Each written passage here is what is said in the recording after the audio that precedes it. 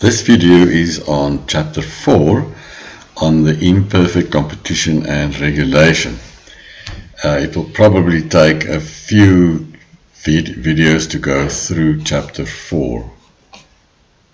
So it's about monopolies, mostly monopolies and competitive firms, and a comparison between the two to show that monopolies usually produce fewer goods than competitive firms, and they charge higher prices. So that gives the government a reason to believe that they should regulate monopolies. That is what the chapter is all about.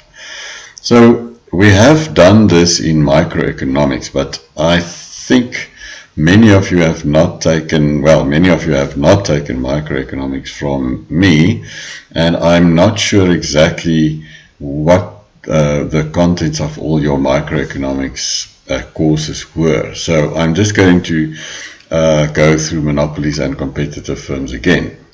So in the graph we have a demand curve, and let's say this is the demand curve for a monopoly's output, and it's downward sloping. So it's like the market demand curve. A monopoly is the only producer of goods and services. So the monopoly's demand curve is the market demand curve. And it's just a regular demand curve with a downward slope, which means that the higher the price, the fewer goods the consumers are willing to buy from the monopoly. So the marginal revenue curve, I don't know if you remember that the marginal revenue curve is twice as steep as the demand curve. So it will cut the horizontal axis halfway between the intercept on the horizontal axis of the demand curve and the origin. The star means you have to go and do revision from your microeconomics in the first and second year as to why the marginal revenue curve is twice as steep as the demand curve.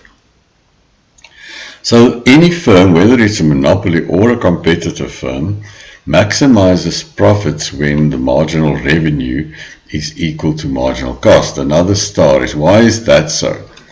Why does profit maximization take place when marginal revenue is equal to marginal cost? As an economics student, this is something that you must know.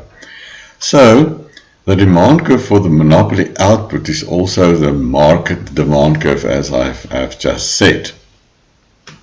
So the blue dot is exactly where the monopoly maximizes profits, where marginal revenue is equal to marginal cost, and that determines the quantity which the monopoly will produce. So the monopoly sets marginal revenue equal to marginal cost to determine Q. Let's call it QM for the quantity produced by the monopoly. And the price is determined at the demand curve. Remember, it's consumers who decides what they are willing to pay. One often thinks it's the monopoly that sets the price, but the monopoly actually sets the quantity where it maximizes profits and then takes the highest price that consumers are willing to pay according to the market demand curve. So the monopoly maximizes profits where marginal revenue is equal to marginal cost at the blue dot. Then the blue dot is at quantity QM, and quantity QM will be sold in the market at price PM. So let's have a look at competitive firms. Now, the demand curve for a competitive firm's output, if you take a single firm, is horizontal. Because now a single firm is a price taker. If there are thousands of firms selling the same good, then not a single one of them doesn't have control over the price. They have to take the market price. If a single firm sells at a higher price than everyone else, then we as consumers will just move away from that person.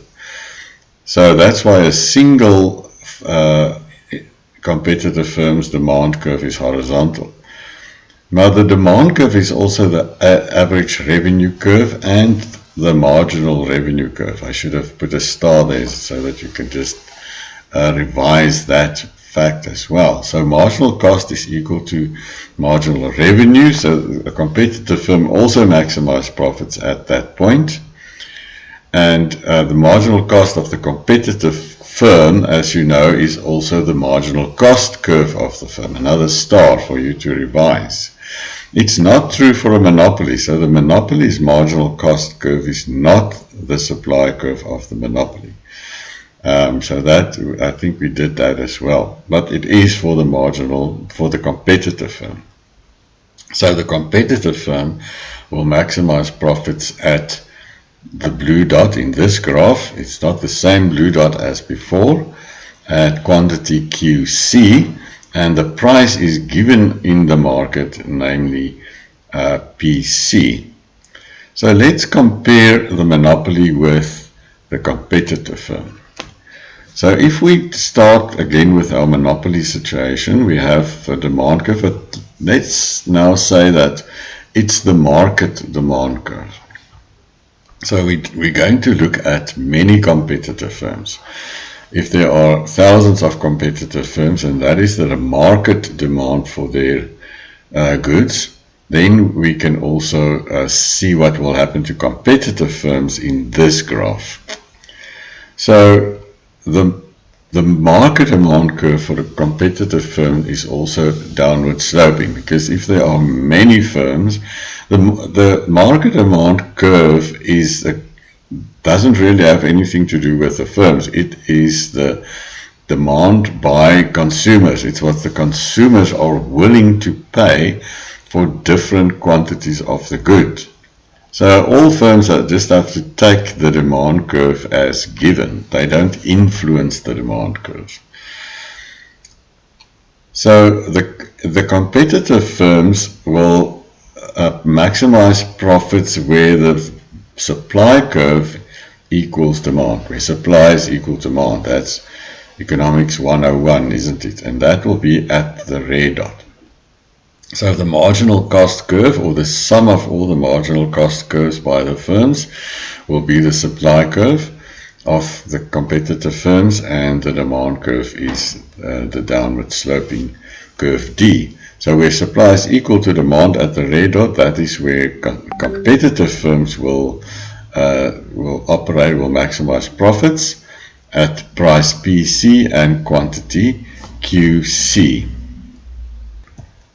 So you can see that the monopoly sells at a higher price PM than the competitive firms, and they produce fewer goods in the market. So the textbook now continues to argue that there's a social cost to the existence of monopolies. And if there's a social cost, that means a cost to society, then the government may want to intervene. So do you remember consumer surplus? So what is the consumer surplus at the red dot? It's given by this triangle. What does that mean? So let's just take the triangle away. So if it's a competitive industry, then consumers pay PC, but they are willing to pay more. So they, for example, if you look at QM, if only QM is available in the market, then consumers are willing to pay PM for it. But if the market is competitive and we're at the equilibrium at the red dot, then everybody pays PC for the goods. They also, for quantity QM, they also pay PC, but they're willing to pay PM, so there's a surplus. They get more value for their money than what they are paying. If you go to the left of QM, then the surplus is even bigger, because they pay PC, but they're willing to pay more. And that's why we say the triangle above the PC line is surplus value to the consumers. They only pay PC, but they are willing to pay up to the demand curve if goods are scarce. So we call that the consumer surplus. Now the firms producing QC, they receive PC, so the total revenue received by the firms is price times quantity, price PC times quantity QC, and that is a rectangle. That is what they receive. So the total value of the production QC goes to somebody. The blue rectangle is received by firms, and the yellow triangle is received by consumers in the form of surplus goods. So I will stop here because the time is up for the first video, and then continue in a second video.